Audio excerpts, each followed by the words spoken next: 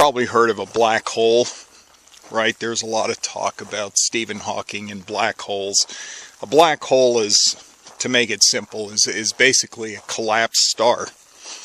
So you take all that matter and you collapse it into something that's so dense that it has this tremendous gravitational pull. In fact, the gravitational pull is so dense that even light can't escape from it.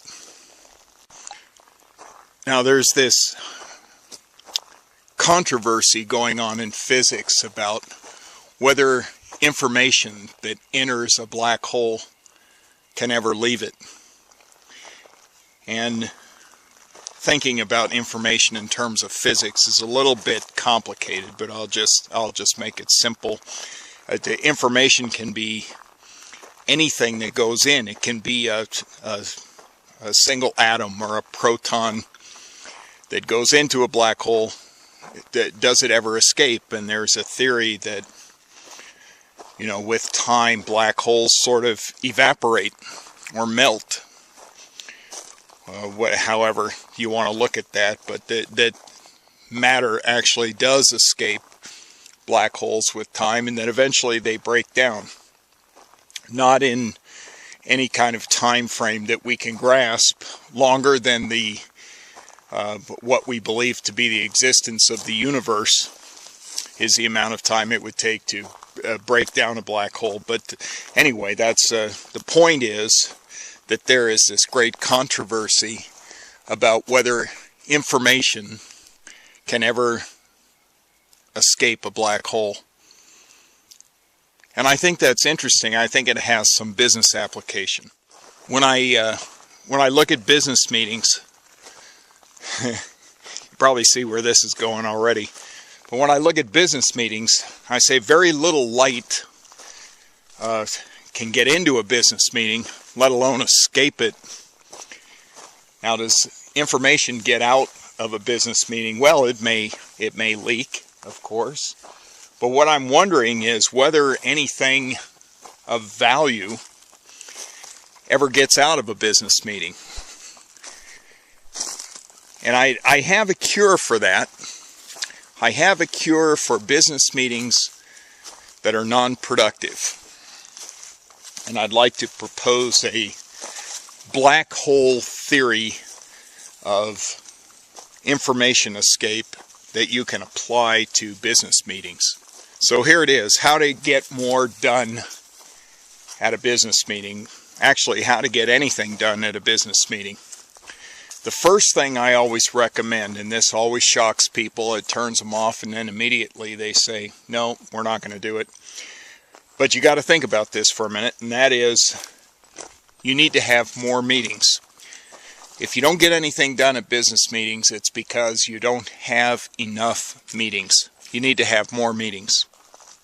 That's step one. Oh, I'm not crazy. The reason you need to have more meetings is because you don't get anything done at meetings because you don't have enough meetings. When you don't have enough meetings and people don't have a chance to present ideas or speak their mind, then everybody's got something to say, probably too much to say. If you have a client that every time you call you can never get off the phone, you need to call them more often. If you have that employee that every time you sit down to talk to them, it seems to go on for hours. You just dread it when you see them. Oh, do you have a minute? And then 3 hours later they leave your office. It's because you don't talk to them enough. So business meetings where things don't get done and it's yak, yak, yak, yak, yak, is not because of a lack of agenda. It's not because of a lack of plan. It's not because the meetings are poorly conducted.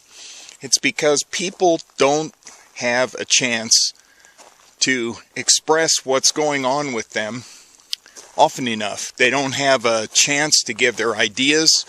They don't have a chance to express their problems. They don't have a chance to talk about stuff. They just don't have time, enough time allotted to them to get these things done. So if you meet more often, you automatically diffuse that I have a need to express these 500 things at the next meeting. Okay, so how do you do it? You have more meetings. Now you say, look, if we have more meetings, what's going to happen is we're just going to have more meetings. That's not going to accomplish anything. We're just going to end up having more meetings. You want to have more meetings, more frequent meetings. You want to have those meetings scheduled in advance so that people know that they're going to have a chance to talk about what's on their mind on a given day at a given time.